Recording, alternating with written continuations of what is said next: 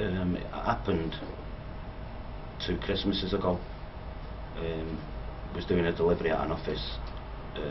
Paul had gone in with the box and everything, and before we knew it, 2 armed robbers ran in behind him, both carrying machetes.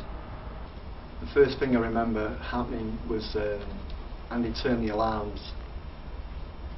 Could hear the audible alarms going off on the van. And I just turned around because I was in the process of making the transaction. 2 guys came running in, and it's quite a deep office, as in terms of the distance between the door and the counter. It's about 15-20 yards, and there's nothing else in the shop, and they just come running over.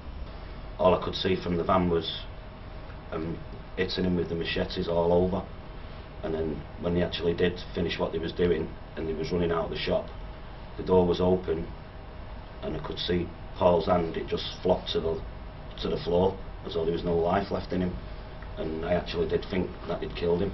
And I just thought, this is it. I thought to myself at first, faint, you know, just pretend to be dead or whatever, but I couldn't. I wanted to try and, because it's really weird because it's surreal. I was on my hands and knees trying to get away, and he just kept bludgeoning me with this machete. And I thought, this is it, I'm going to die. Once I'd phoned the people who I have to phone and set me alarms off, I just sat there crying, to tell you the truth, because I was just heartbroken, because I didn't know if he was dead or what his injuries actually were.